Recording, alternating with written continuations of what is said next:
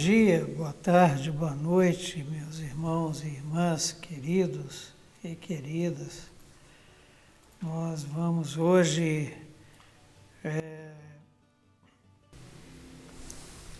ter a nossa segunda aula do curso de Davi. Eu quero agradecer a reação dos irmãos, agradecer a participação e o acompanhamento da nossa primeira aula e também as mensagens que recebemos de incentivo, de apoio e de aprovação àquilo que temos compartilhado. E na primeira aula nós vimos o que significa ter um coração em conformidade ao coração de Deus.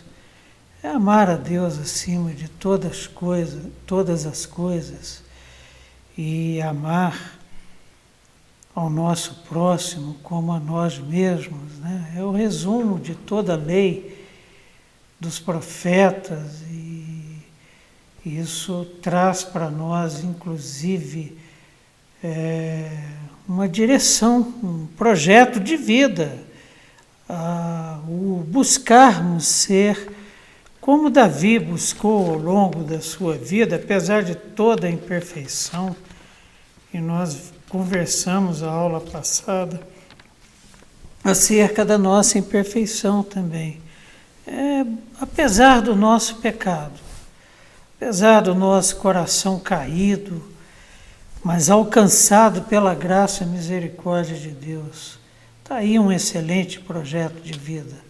Sermos pessoas conforme o coração de Deus, pessoas que amam a Deus acima de todas as coisas e ao próximo como a si mesmo.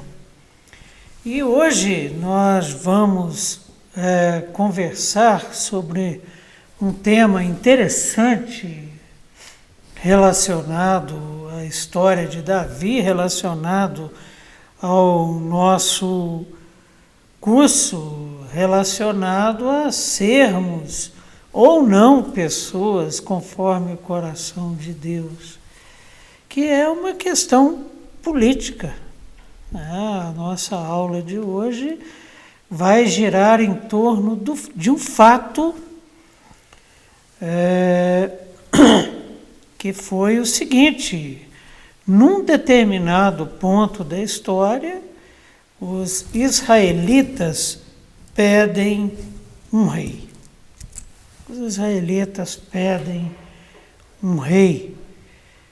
E vamos conversar sobre o que isso significa, porque até então parece que não há nada assim de novidade, de uma novidade grandiosa.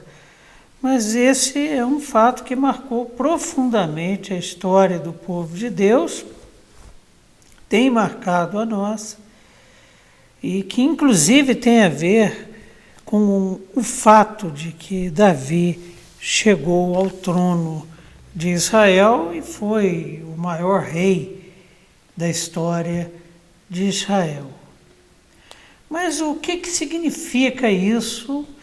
E uma coisa que nós temos conversado e que é muito importante é o que Deus pensa acerca desse fato. O que Deus pensa sobre Israel pedir, reivindicar um rei. E é interessante essa história porque bem antes desse momento aqui, que é um momento que marca o final do período dos juízes na história de Israel e o início da monarquia em Israel.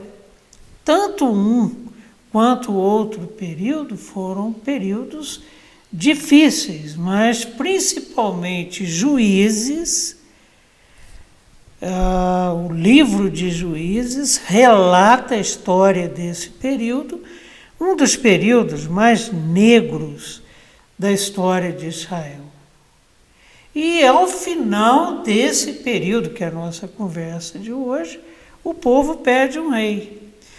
Historicamente significa o seguinte: quem era o rei de Israel até então? Deus. Jeová, o nosso Senhor, o Senhor dos exércitos, o Rei dos reis. Deus era o rei. Então, Israel pedir um rei, e pedir um rei em conformidade, lembram da aula passada? Em conformidade com as nações vizinhas, significa o seguinte: eles não queriam mais Deus como rei. Israel, o povo de Deus, não estava satisfeito com Deus como seu governante. Então, esta transição significa o quê?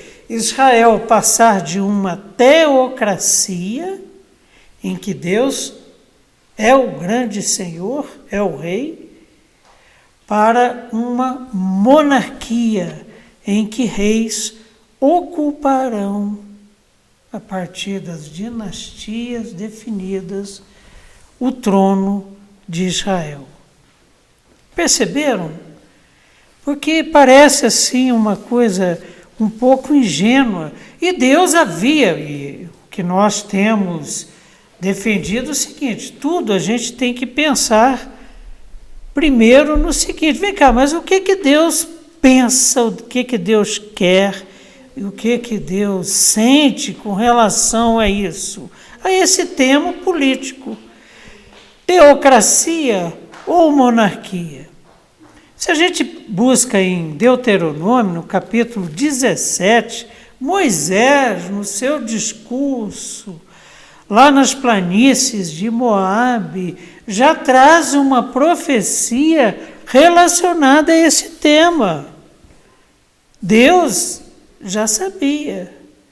E a partir do verso 14, nós encontramos o seguinte: quando entrares na terra que te dá o Senhor teu Deus, e a possuíres, e nela habitares, e disseres: estabelecerei sobre mim um rei, que é exatamente esse momento da história que nós vamos estudar hoje, como todas as nações que se acham em redor de mim, estabelecerás com efeito sobre ti como rei aquele que o Senhor teu Deus escolher.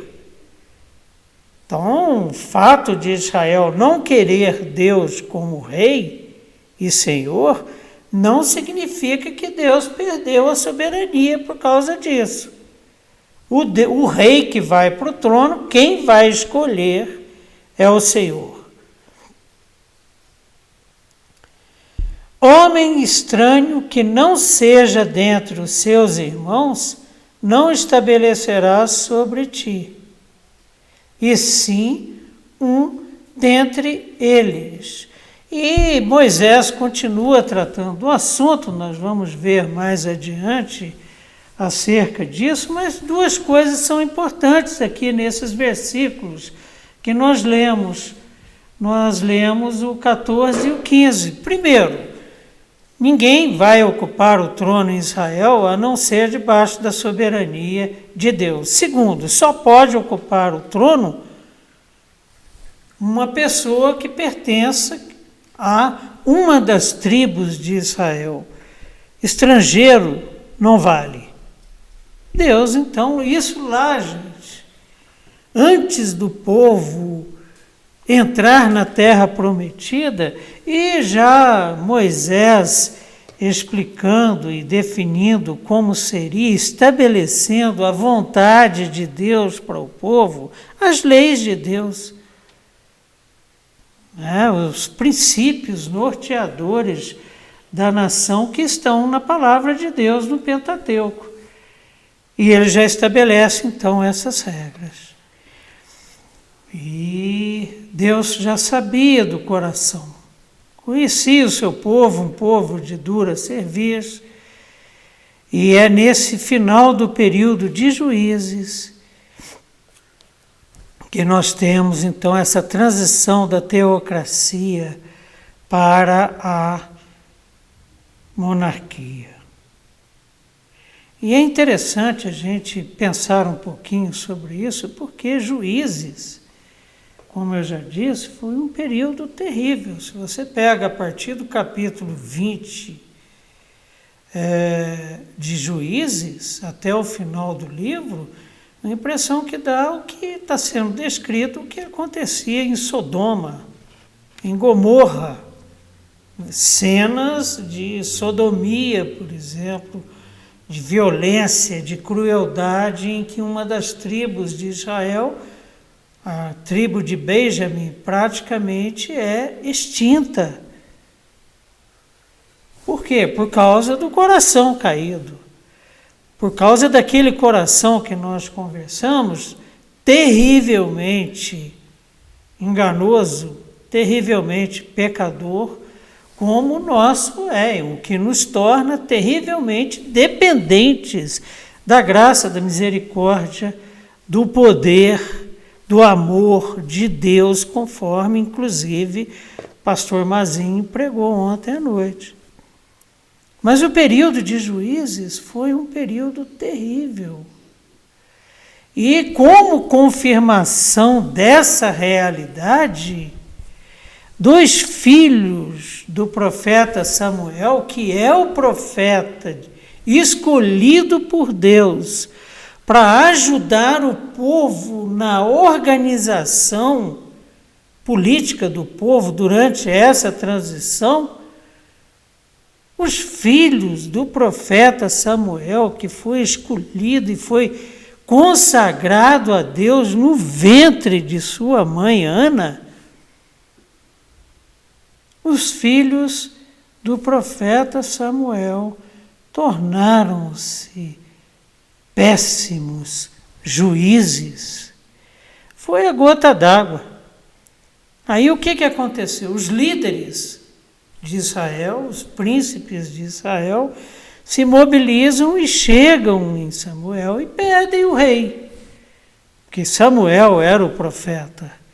Samuel intermediava as relações, ele revelava ao povo e assim a vontade de Deus. E lá em 1 Samuel, no primeiro capítulo, no primeiro livro de Samuel, no capítulo 8, dos versos 1 a 5, nós vamos encontrar o seguinte. 1 Samuel 8, de 1 a 5. Tendo Samuel envelhecido, constituiu seus filhos por juízes sobre Israel, porque periodicamente Samuel peregrinava por Israel com essa missão. O primogênito chamava-se Joel, e o segundo Abias, e foram juízes em Berseba. Porém, seus filhos não andaram pelos caminhos dele, antes se inclinaram à avareza e aceitaram subornos e perverteram o direito. Tem gente que não gosta quando a gente afirma, por exemplo, que o nosso coração é terrivelmente enganoso, que somos terrivelmente pecadores, né? Mas que diferença faz entre os filhos de Israel e o que nós estamos vendo, por exemplo, não só no Brasil, mas no mundo hoje? Antes se inclinaram à avareza e aceitaram suborno e perverteram o direito. Sabe quem se inclina à avareza? Quem aceita suborno e perverte o direito são pessoas que não têm, são homens que não têm um coração conforme o coração de Deus. A falta de temor a Deus, a falta de amor a Deus acima de qualquer coisa e ao próximo como a si mesmo, é que gera esse tipo de atitude. Esse tipo de atitude nasce no coração de pessoas que não têm o coração conforme o coração de Deus. E os filhos de Samuel, os 2 filhos dele, que foram constituídos juízes sobre Israel, aceitavam suborno e pervertiam o direito. Aí o que acontece? O povo reage. Então os anciãos todos de Israel se congregaram e vieram a Samuel, a Ramá, e lhe disseram: vê, já estás velho, e teus filhos não andam pelos teus caminhos. Constitui-nos, pois agora um rei sobre nós, para que nos governe como o tem todas as nações. Tipo, assim, Samuel, você já está velho, com você está bravo do jeito que está, imagina sem você. Então, para não piorar, o que é legítimo, inclusive, o povo está preocupado com o futuro da nação.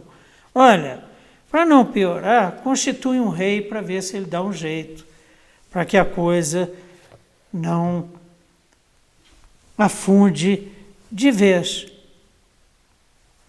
Samuel não concorda com isso, com a monarquia. E aconteceu com Samuel uma coisa interessante, que pode inclusive acontecer com a gente nesse tipo de processo. Ele trouxe para si essa realidade triste de repente, mais uma vez, Israel estar se rebelando contra Deus, e para Samuel, o povo estava rejeitando não a Deus, mas a ele, porque ele nunca ensinou isso. Samuel, desde criança, ele foi criado no templo, num ambiente já também corrompido, mas foi um homem justo, santo, digno, desde menino, temente a Deus, que teve a sua vida consagrada ao Senhor. E Samuel fica magoado porque ele se sente rejeitado. E quando ele sentiu essa dor, e essa dor é terrível, imagine uma pessoa que dedicou a sua vida todinha no ensino da palavra, na orientação, no aconselhamento do povo, e de repente vê o povo pedindo uma coisa que não tem nada a ver com o que foi ensinado por ele. Quanta coisa Samuel abriu mão por causa da palavra de Deus, por causa da vontade de Deus, por causa do seu amor a Deus e ao povo de Israel. E de repente o povo pega um caminho que não tem nada a ver com aquele que lhe foi ensinado. E fica magoado. Fica magoado. No verso 6, nós encontramos o seguinte: porém, esta palavra não agradou a Samuel quando disseram: dá-nos um rei para que nos governe. Então Samuel orou ao Senhor. Samuel foi buscar ajuda naquele que era o único que podia ajudá-lo nesse momento difícil da história do povo de Deus, em que mais uma vez o povo estava se rebelando contra Deus. Nada diferente da gente. Quantas vezes na vida nós deixamos de ouvir a Deus, nós deixamos de ouvir aqueles que Deus escolheu para nos ensinar os seus caminhos e tomamos decisões atabalhoadas que não respondem à vontade de Deus para as nossas vidas, nos machucamos por causa disso, machucamos aqueles que estão por perto e machucamos, inclusive, aqueles que nos ensinaram os caminhos do Senhor. Interessante que, todavia, Deus instrui Samuel a atender a demanda do povo. Atende. Nos versos 7 a 9, nós encontramos o seguinte, irmãos. Disse o Senhor a Samuel: atende a voz do povo em tudo quanto te diz, pois não te rejeitou a ti. Eles estão rejeitando Samuel, não é você, mas a mim, para eu não reinar sobre ele, segundo todas as obras que fez desde o dia em que o tirei do Egito até hoje, pois a mim me deixou e a outros deuses serviu. Assim também o faz a ti. Eles estão te deixando, porque antes deles rejeitarem a você, eles rejeitaram a mim. Agora, pois, faz o seguinte, Samuel. Deus falou para Samuel: atende a sua voz, porém, adverte-o. E Deus fala de uma coisa muito importante, que é o seguinte: olha, adverte-o solenemente. Não é de qualquer jeito. Olha, você não vai falar com o povo a partir do que você está sentindo, a partir do que você está pensando e a partir do que você quer. Não. Adverte-o solenemente e explica-lhe qual será o direito do rei que houver de reinar sobre ele. Solenemente, abre a palavra, ensina a palavra e adverte, admoesta, mostra para o povo que o povo, mais uma vez, está cego, está enganado, está ludibriado e está cometendo um erro terrível. Está cavando para si cisternas rotas que não produzem água. Adverte. Agora, já que eles querem, atende.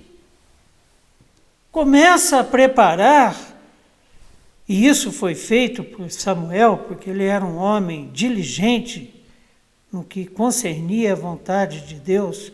Olha, atende, prepara, coordena essa transição.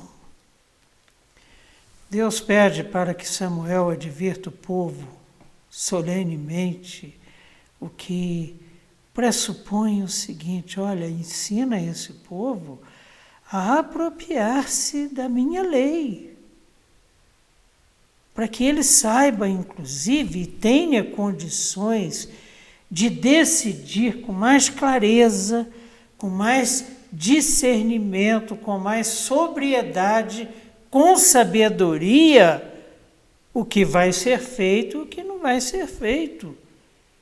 E que ele experimente que a minha palavra é boa e que ela traz vida.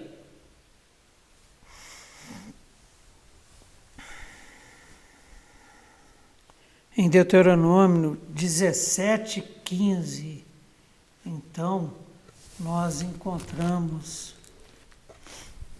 o seguinte: estabelecerás com efeito sobre ti como rei aquele que o Senhor teu Deus escolher, homem estranho que não seja dentre os teus irmãos, não estabelecerás sobre ti, e sim um dentre eles. Porém, 16, este não multiplicará para si cavalos, nem fará voltar o povo ao Egito para multiplicar cavalos, pois o Senhor vos disse: nunca mais voltareis por este caminho. Tampouco para si multiplicará mulheres, para que o seu coração não se desvie, nem multiplicará muito para si prata e ouro. Sabe o que Deus faz na sua palavra? Ele ensina como ser rei. E ele ensina o povo a que tipo de homem eles devem escolher. Homem que tem queda para essas coisas, para cavalo, para carros, carrão do ano, motorista, mulheres. Olha, não serve para governar o meu povo, não serve para conduzir o meu povo. Deus já antevira essa situação e se posicionara, advertindo o povo por intermédio do profeta, mas o povo não dá ouvidos a Deus. Em 1 Samuel 18 a 19, nós temos o registro desse fato terrível. O povo, apesar de advertido pelo profeta Samuel, não dá ouvidos a Deus. Então, o capítulo 8 de 1 Samuel, de 19 a 22, nós vamos encontrar. Porém, o povo não atendeu à voz de Samuel e disse: não! Mas teremos um rei sobre nós, para que sejamos também como todas as nações. O nosso rei poderá governar-nos, sair adiante de nós e fazer as nossas guerras. Ouvindo, pois, Samuel todas as palavras do povo, as repetiu perante o Senhor. Então o Senhor disse a Samuel: atende a sua voz. Segunda vez que Deus afirma isso. E estabelece-lhe um rei. Samuel disse aos filhos de Israel: volte cada um para a sua cidade. Coisa terrível é essa, quando dizemos não para a vontade de Deus para a nossa vida.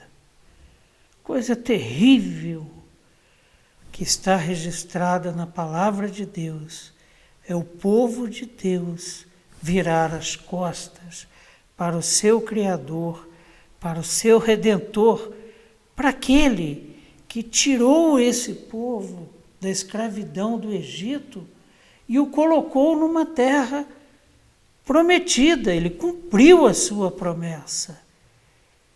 E se eu te desafio a fazer isso, estuda o livro de Juízes, você vai ver que há uma afirmação recorrente no livro. Não havia rei em Israel. Cada um fazia o que lhe dava na cabeça. Só tem uma cena que faz parte já da nossa vida todos os anos, não sei como é que vai ser fevereiro do ano que vem, que é o carnaval. É aquilo ali. Sabe, ninguém ali é rei, nem o rei Momo. O rei Momo é pior do que Papai Noel.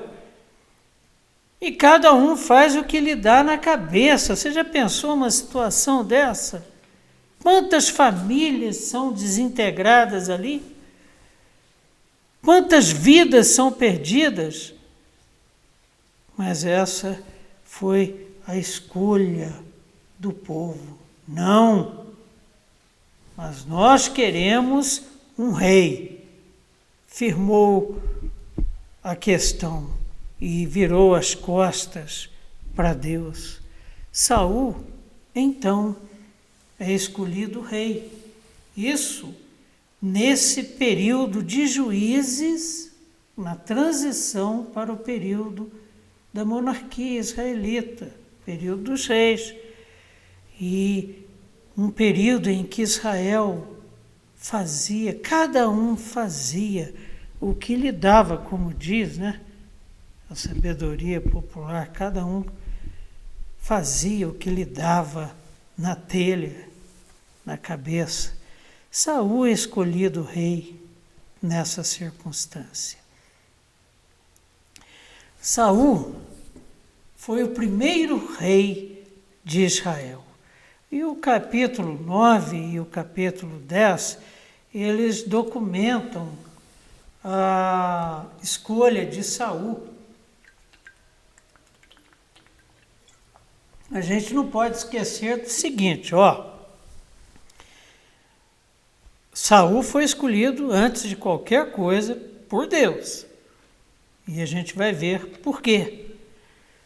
E Saul é apresentado como um rei qualificado pela aparência física. Uma qualificação superficial, diferente da qualificação de Deus. O nosso Deus não olha para a aparência, ele olha para o coração. Só que o povo queria um rei, e o povo é quem afirma isso para Samuel e para Deus, conforme as nações vizinhas. Ou seja, o padrão real escolhido para o povo de Israel não foi um padrão conforme o coração de Deus, mas conforme as nações vizinhas, nações pagãs, idólatras e cruéis, terrivelmente pecadoras. É o que o povo escolhe. E então Saul é escolhido, o primeiro rei de Israel, pela aparência. 1 Samuel 9, 1 e 2 diz assim: havia um homem de Benjamim, cujo nome era Quis, filho de Abiel, filho de Zeror, filho de Becorate, filho de Afias, benjamita, tribo de Benjamim. A gente vai voltar a isso, mas eu já falei, porque a tribo de Benjamim praticamente foi extinta do povo no período de juízo, no final do período. Por quê? Prática de sodomia. Ou seja, perversão sexual, violência sexual extrema. Há uma semelhança muito grande ao que é descrito a partir do capítulo 20 de Juízes com o que aconteceu antes da destruição de Sodoma com os anjos que foram para destruir a cidade e foram hospedados por Ló. Verso 2 do capítulo 9. Tinha ele um filho, apresentou o pai, a ascendência, agora está apresentando um filho. Tinha ele um filho cujo nome era Saul, moço e tão belo. Interessante, a Bíblia não maqueia, né? Está registrado o que estava acontecendo. Olha, o cara era bonito, meu. Era tipo André, assim, para cima, né, cara? O cara bonito. Tinha ele um filho cujo nome era Saul, moço e tão belo, um rapaz bonito, que entre os filhos de Israel não havia outro mais belo. Falou alguma coisa de coração aqui? Não, já dá para sentir que Saul era um cara vaidoso. Era filhinho de papai. O conceito de filhinho de papai da minha geração é mais ou menos o seguinte: é aquele cara que não trabalha, não estuda, não nada, mas tem tudo. E ai de quem mexer com ele. Ai de quem mexer com um filhinho de papai. O pai normalmente poderoso. O que é dito sobre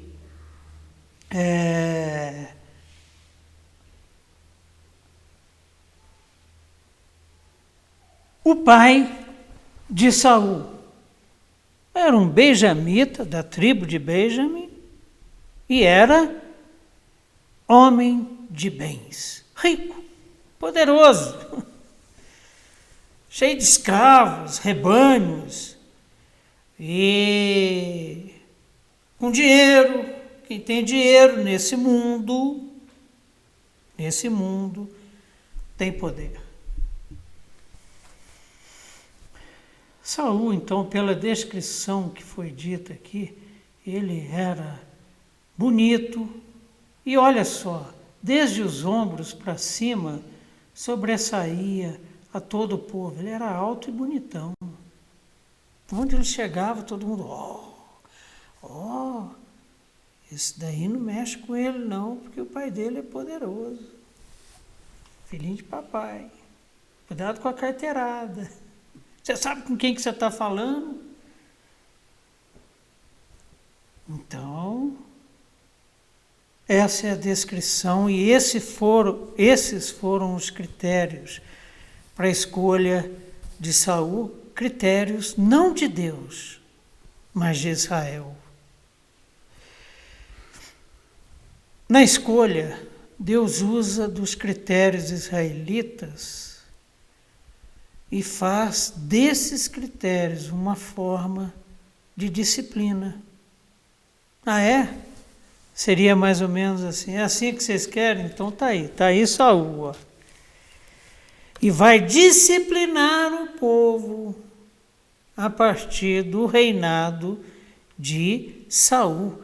É o que nós encontramos, por exemplo, em 1 Samuel, capítulo 10, dos versos 17 a 24, diz assim: Convocou Samuel o povo ao Senhor em Mispa, e disse aos filhos de Israel: Assim diz o Senhor, Deus de Israel: Fiz subir a Israel do Egito e livrei-os das mãos dos egípcios e das mãos de todos os reinos que vos oprimiam. Olha, fiquem sabendo o seguinte, o que vai acontecer a partir de agora é porque vocês se esqueceram do tempo que vocês estavam lá no Egito como escravos, e eu fui lá e libertei vocês. E trouxe para uma terra onde manam leite e mel, e vocês já se esqueceram disso. Mas vós rejeitastes hoje o vosso Deus, que vos livrou de todos os vossos males e trabalhos, e lhe dissestes: Não, mas constitui um rei sobre nós. Olha como Deus considera aquilo que a gente fala e faz. Pensa e sente. Agora, pois, ponde-vos perante o Senhor pelas vossas tribos e pelos vossos grupos de milhares. Tendo Samuel feito chegar a todas as tribos, foi indicada por sorte a de Benjamim, sorteio. Tendo feito chegar a tribo de Benjamim pelas suas famílias, foi indicada a família de Matre, o pai de Saul. E dela foi indicado Saul, que estava, sabe onde? Escondido no meio das bagagens lá. E ele já havia sido ungido e não assumiu. Um detalhe assim que meio que você lendo o texto com cuidado você vai perceber. Chama atenção o fato de que em 10:20, vamos lá, 10:20, tendo Samuel feito chegar todas as tribos, foi indicada por sorte a de Benjamim. Chama atenção. Sabe onde é que veio Saul? De Benjamim.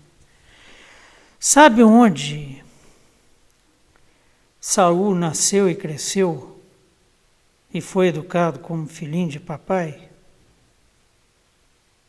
No meio da sodomia. Mas todo mundo faz. Bom, eu fiz isso, mas fulano fez muito mais. Não é assim que a gente ouve? Onde o normal torna-se norma. Por uma questão óbvia, nós não vamos nos ater aos capítulos 20, a partir do 20 até o final do livro de Juízes, por questão de tempo, mas se você ler, você vai ver que por causa desse pecado, a tribo foi quase que totalmente dizimada pelas demais tribos de Israel. que se revoltaram diante do que aconteceu. Você sabe o que aconteceu? A mulher de um levita foi estuprada a noite inteira.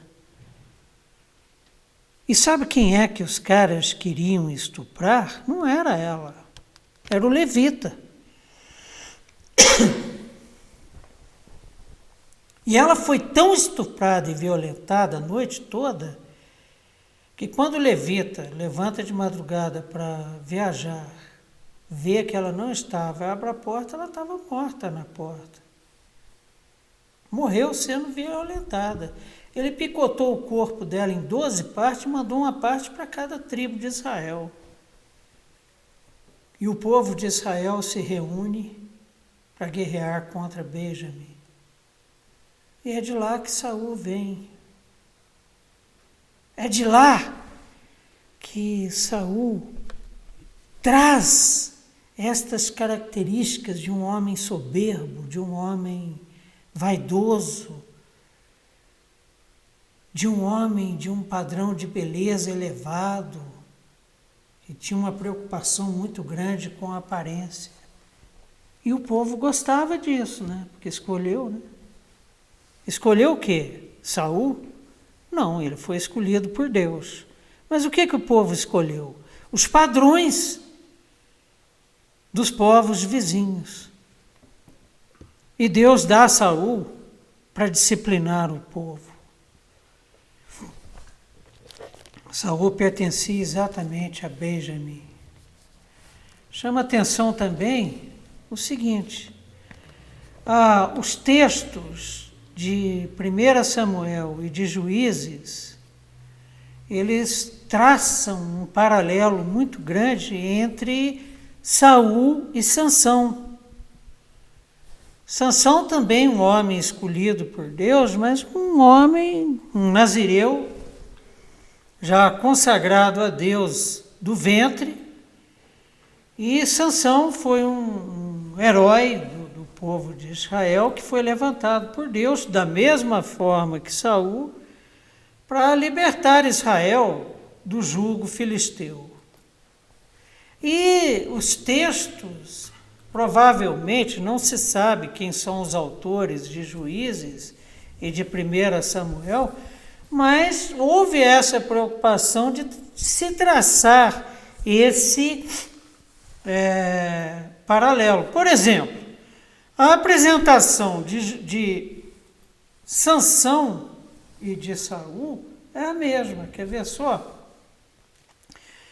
Nós acabamos de ler que Saul é apresentado a partir da apresentação de sua ascendência.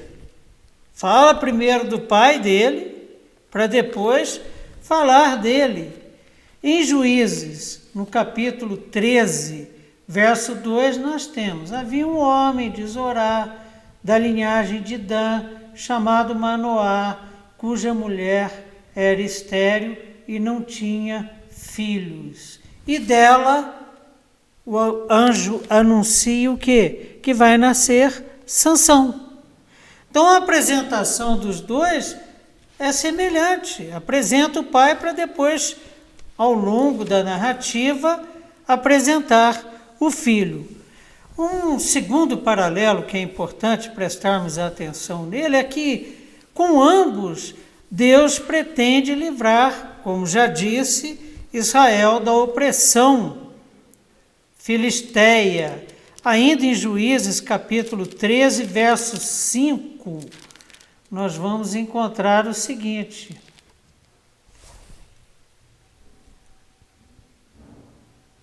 estou demorando a achar o verso 5 aqui. Porque eis que tu conceberás, falando, pai e mãe de Sansão. Falando para a mãe: e darás à luz um filho, sobre cuja cabeça não passará navalha, porquanto o menino será nazireu, consagrado a Deus desde o ventre de sua mãe, e ele começará a livrar Israel do poder dos filisteus, porque os filisteus estavam tocando o terror contra Israel. Viviam ali, espremidos entre Israel, ali aquela região da faixa de Gaza e o mar, o Mediterrâneo. E o povo estava clamando a Deus, e Deus então levanta Sansão para a libertação. Com Samuel não foi diferente. 1 Samuel 9,16 diz assim a palavra do Senhor. Amanhã, a estas horas, te enviarei um homem da terra de Benjamim, está falando de Saul, falando para Samuel, o qual ungirás por príncipe sobre o meu povo de Israel, e ele livrará o meu povo das mãos dos filisteus. Deus levanta tanto um quanto o outro para a libertação de Israel do jugo filisteu. Capítulo 3. O Espírito Santo, capítulo 3. Terceiro paralelo entre Sansão e Saul. O Espírito Santo capacita ambos fisicamente. É interessante, o Espírito Santo capacitar fisicamente os filhos de Deus, né? Então vamos ver lá Juízes 14. Juízes capítulo 14, os versos 6. Eu vou ler só esse. Então o Espírito do Senhor de tal maneira se apossou dele, Sansão, que ele o rasgou como quem rasga um cabrito, sem nada ter na mão. Sabe o que Sansão estava rasgando? Um leão. Já pensou? Tamanha foi a força dada, tamanha foi a capacitação dada pelo Espírito Santo de Deus, que Sansão pegou um leão e rasgou o leão no meio. Sem nenhuma arma, sem nada nas mãos. E, da mesma forma, o Espírito Santo de Deus capacita Saul. Em 1 Samuel 11, verso 6, nós temos: e o Espírito de Deus se apossou de Saul quando ouviu estas palavras, e acendeu-se sobremodo a sua ira. Ele ficou irado. E partiu para cima de quem? Dos amonitas, que estavam humilhando o povo de Israel. Meio que a ficha de Saul caiu. E ele percebeu que era rei, que tinha um papel. E vai, então, irado contra os amonitas. Depois da desobediência, Deus afasta-se de ambos. O Espírito Santo capacita, o Espírito Santo orienta, o Espírito Santo dá as condições necessárias para esse livramento, tanto para Sansão quanto para Saul, e libertação do povo de Deus. Mas quando eles desobedecem, o Espírito Santo se afasta, tanto de um quanto de outro. Quer ver só? Juízes 16, Juízes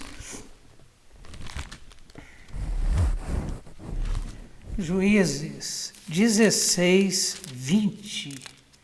História de Sansão, uma história triste. E Sansão, ele tinha assim uma atração pelas mulheres, ele gostava de mulher pecadora, ele gostava de mulher ímpia, ele gostava de filisteia. Não podia ver uma filisteia que ele perdia totalmente o juízo. E no verso 20 a gente vê a consequência desse pecado. Por quê? Porque Dalila, belíssima, faz de tudo para tirar de Sansão qual o segredo da força dele.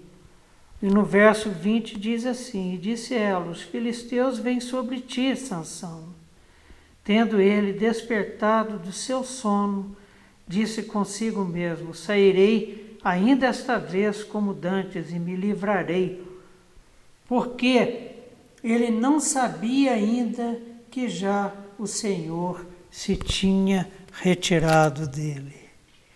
Tinha se retirado dele por causa da desobediência.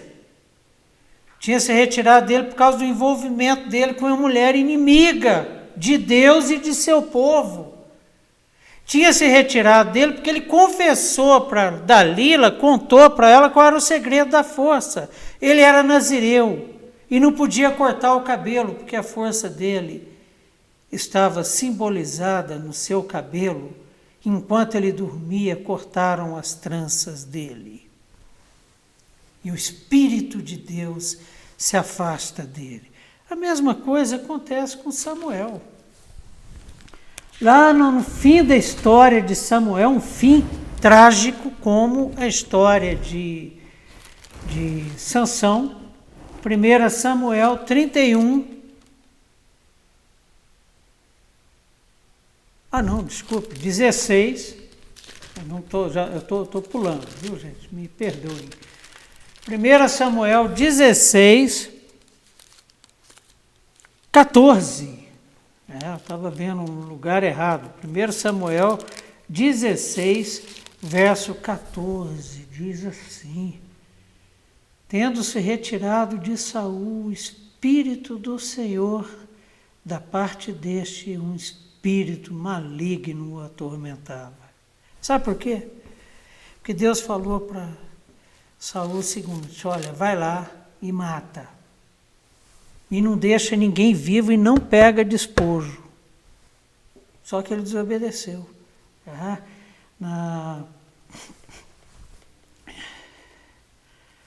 Aconteceu mais ou menos o seguinte: Deus envia Saul para destruição dos amalequitas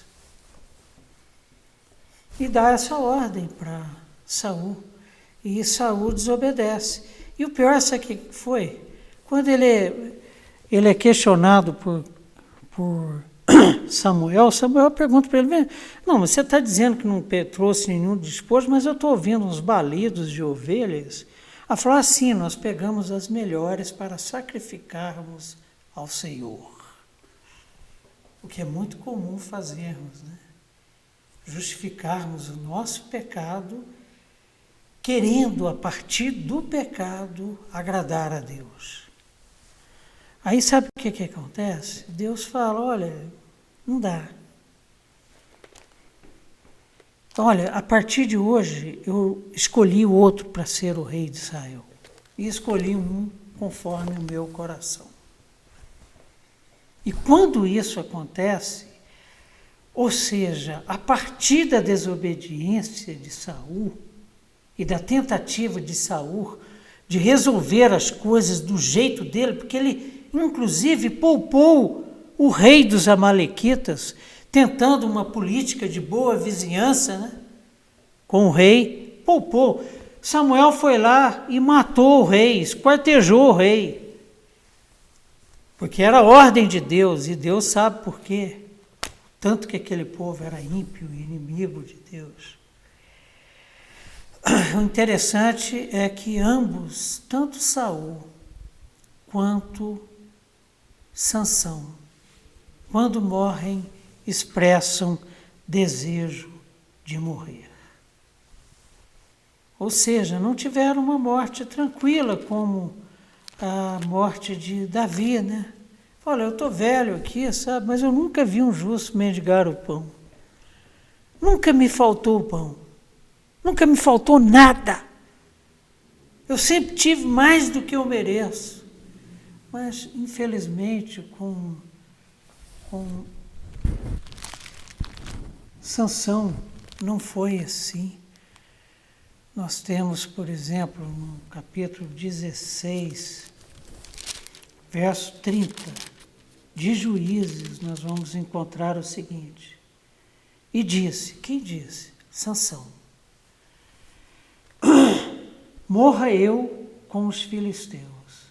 E inclinou-se com força, e a casa caiu sobre os príncipes e sobre todo o povo dos filisteus. que nela estava. Que casa era essa? Um templo pagão. E eles estavam adorando deuses pagãos. E foram mais os que matou na sua morte dos que o que matara na sua vida. Sabe como que Sansão morreu? Sansão morreu como um kamikaze. Ele tinha se arrependido, pediu ajuda a Deus, o Espírito de Deus revigora as suas forças, ele derruba as colunas do templo, derruba o templo sobre os ímpios e morre junto. Ele desejou, inclusive, na sua declaração, fica claro isso, de tão triste que estava por toda a humilhação que havia experimentado, na sua morte, uma morte violenta, uma morte terrível. Essa vontade de morrer fica expressa nas palavras dele. E com Saul não foi diferente. Lá no capítulo 31 de 1 Samuel, Saul, exprimido pelos filisteus, uma derrota vergonhosa, Jonatas já havia sido morto. Aí Saul expressa essa vontade de morrer diante da humilhação que estava passando. 1 Samuel 31, verso 4, diz assim a palavra de Deus: Então disse Saul ao seu escudeiro: Arranca a tua espada e atravessa-me com ela, para que porventura não venham estes incircuncisos e me traspassem e escarneçam de mim. Porém, o seu escudeiro não quis, porque temia muito. Então Saul tomou da espada e se lançou sobre ela. Saul suicida-se diante da possibilidade de ser morto pelos filisteus. Antes disso, Saul havia desobedecido a Deus em tudo, e inclusive em um dos mandamentos que estão no Pentateuco, que ele deixou de ler, porque o mandamento é que o rei tinha que ter o rolo com a lei de Deus, que é de não consultar aos mortos, e ele consulta. E como resultado vem a derrota, e com a derrota esse desejo terrível de morrer. Saul suicida-se. Tenho ouvido várias pessoas afirmarem que a Bíblia, por exemplo, não trata do suicídio. No estudo que nós vamos fazer de Apocalipse, nós vamos tratar de 5 casos em que acontece suicídio na palavra de Deus. Um deles é o do rei Saul. Triste realidade. E é interessante que desde Moisés, Deus alerta seu povo sobre os perigos do desvio dos seus caminhos, que são mais elevados, que são santos, o desvio, a desobediência à sua vontade, que é boa e agradável. Mas o povo desobedeceu, mais uma vez se rebela contra Deus e pede um rei. Aí eu queria terminar refletindo com os irmãos sobre o seguinte: quantas vezes nós, como Israel, nós, como Sansão, escolhido por Deus para libertar Israel do jugo filisteu, como Saul, também escolhido por Deus com o mesmo fim. Quantas vezes nós, como eles, também negligenciamos a Deus e a sua palavra nas nossas tomadas de decisão, nas nossas ações, na nossa vida. Nós vimos nesse paralelo entre Sansão e Saul o final da história de cada um. Sendo que Sansão arrependeu-se, mas mesmo assim ainda ficou a vergonha da humilhação E ainda ficou esse desejo terrível de morte. Saul chega ao suicídio. Pela graça e pela misericórdia de Deus, nós temos sido livrados do mal. E o Espírito Santo de Deus tem nos conduzido, mas a tendência do nosso coração é de esquecermos a Deus, de Deus e da sua vontade na nossa vida. Quantas vezes os padrões humanos têm falado mais alto ao nosso coração do que Deus em nossas vidas? Quantas vezes esses padrões mundanos, esse sistema que o livro de Apocalipse chama da grande meretriz, que a Bíblia chama de o mundo, quantas vezes os padrões do mundo definem mais a nossa vida do que a voz de Deus, do que a palavra de Deus, do que o Espírito Santo de Deus. Quantas vezes na nossa vida nós apagamos o Espírito? Todos sabem que, por exemplo, eu estou no meu segundo casamento. E o meu primeiro foi terrível, nem casamento chegou a ser. Sabe por quê? Desobediência. Sabe aquela síndrome de Sansão? Não pela força, porque sempre eu fui fraquelo pra caramba, mas aquela síndrome da atração pela novidade fora do arraial de Deus. O pai de Sansão, os seus pais em Juízes, capítulo 14, vamos voltar lá porque vale a pena. Juízes 14.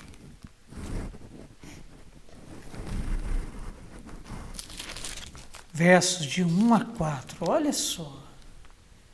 Desceu Sansão a Tímina, vendo em Tímina uma das filhas dos filisteus, subiu e declarou a seu pai e a sua mãe e disse: vi uma mulher em Tímina, das filhas dos filisteus, tomai-ma, pois, por esposa.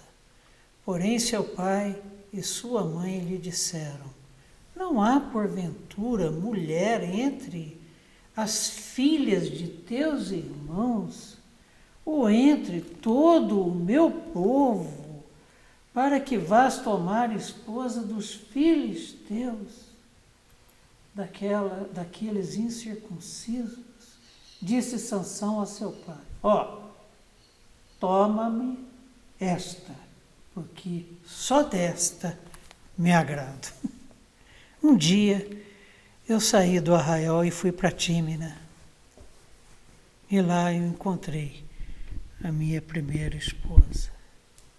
Caminhos distantes, fui alertado pelos meus pais, pelos meus amigos, pela igreja. Fui alertado. Estevão, por um acaso, não há na igreja alguém que lhe sirva? Não, a que eu quero é aquela. E fui.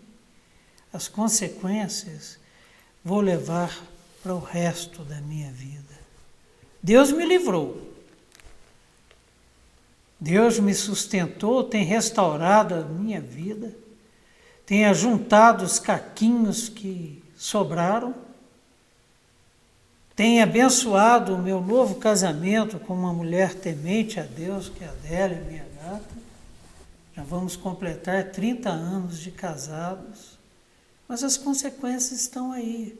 Olha os caminhos que a minha filha tem tomado na vida.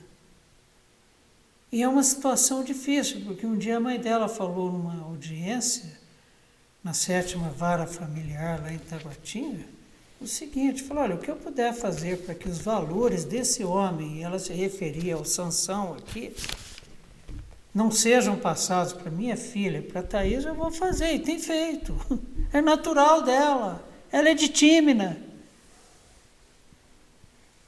Quantas vezes, meus irmãos, e eu gostaria de deixar essa palavra, da mesma forma que o povo foi alertado e não deu ouvido e escolheu